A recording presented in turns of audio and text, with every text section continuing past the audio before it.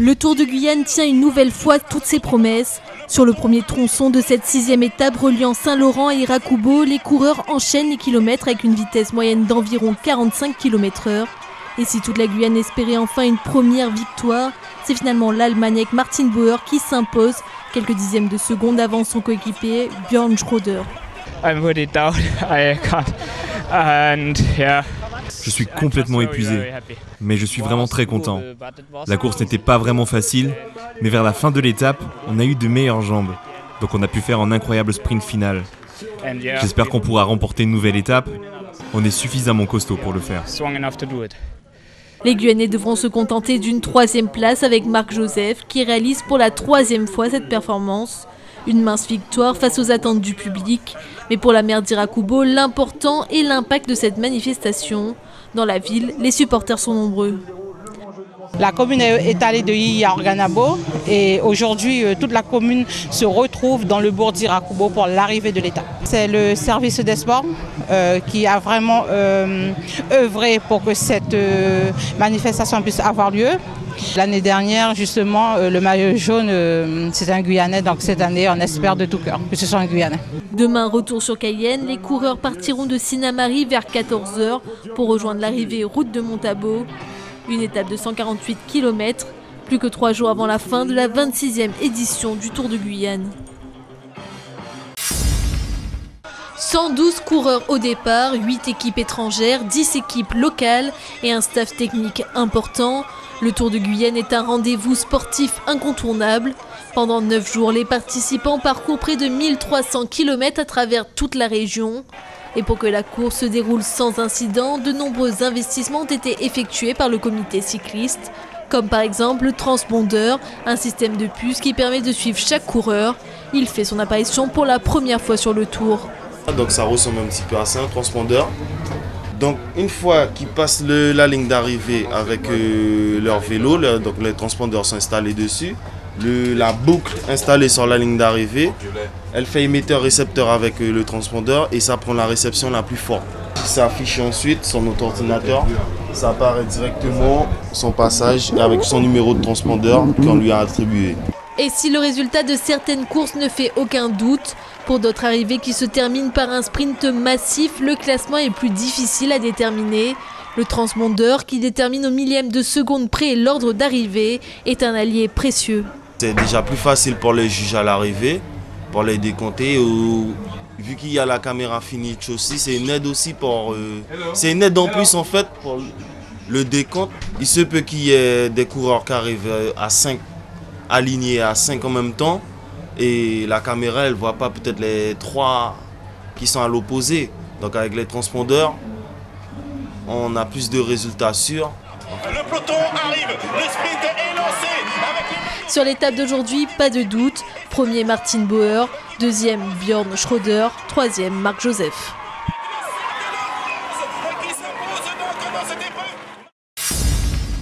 Emmanuel Macron, ministre de l'économie, de l'industrie et du numérique, est arrivé hier en Guyane. Son premier voyage dans les Outre-mer. Dès son arrivée, il a rencontré Madame le maire de Cayenne, Marie-Laure Finera-Hort, qui en a profité pour lui exposer les grands chantiers du chef-lieu. Nous sommes venus justement sur le fait que Cayenne remplissait sa mission d'acteur économique, en tout cas dans le domaine du BTP, par les différentes opérations, puisque Cayenne a été candidate à l'ANRU 1. Bientôt, nous sommes en train de travailler sur un protocole de préfiguration sur le NPRU 2. Et donc, ça veut dire que justement, le gouvernement, en tout cas, a une attention particulière pour la ville de Cayenne. Cette rencontre n'était pas axée seulement sur l'économie. La discussion était également portée sur d'autres thématiques, notamment la réhabilitation des écoles. C'est plus de 80 millions d'euros. Et donc, nous avons évoqué ce sujet avec lui.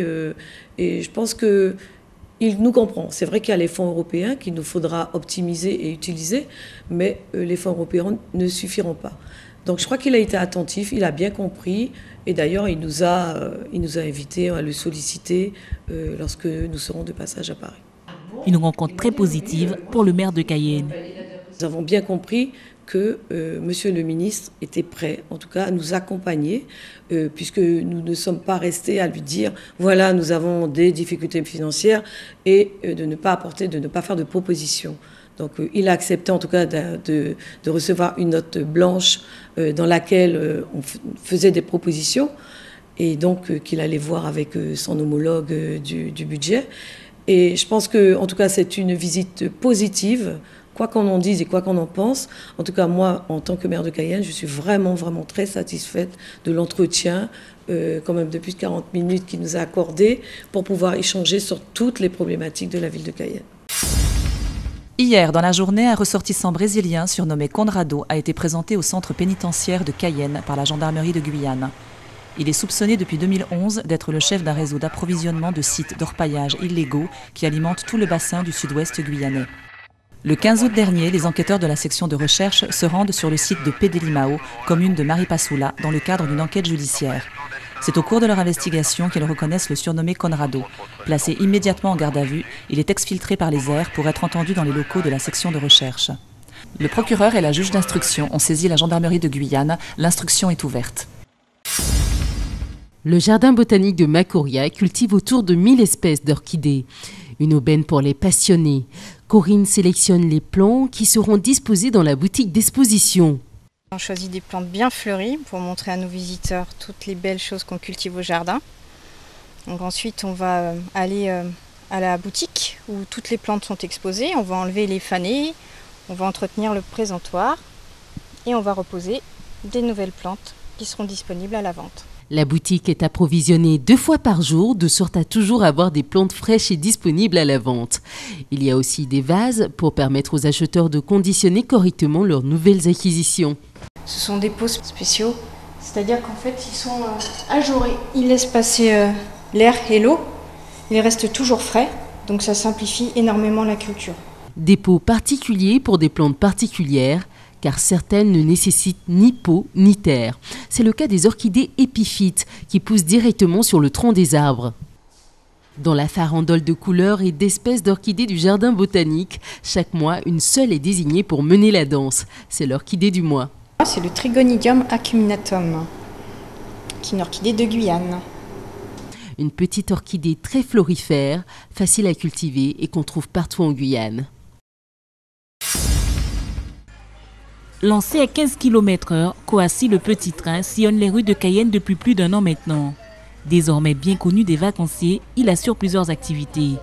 La première, la principale, c'est effectivement de faire découvrir la ville capitale, donc à travers une visite historique avec un guide qui vous commente l'histoire de la ville. Par exemple avec un comité d'entreprise, donc c'est une visite organisée avec une thématique spécifique, avec des animations pour les enfants. Donc vraiment on fait après à thème, comme on a des guides et des animateurs, donc en fait on adapte par rapport au public.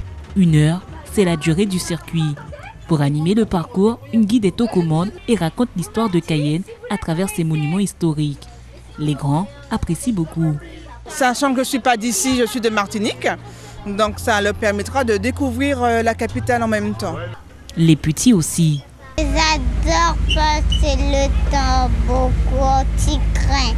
C'est une sortie pour des enfants qui n'ont pas eu l'occasion de partir en vacances, c'est une sortie pour eux. Au lieu de rester à la maison, s'épanouir un peu. Coassi le petit train de 18 mètres de long peut accueillir jusqu'à 72 places. Le départ se fait sur la place des Palmistes jusqu'à dimanche pour cette période estivale. Il reprendra en septembre.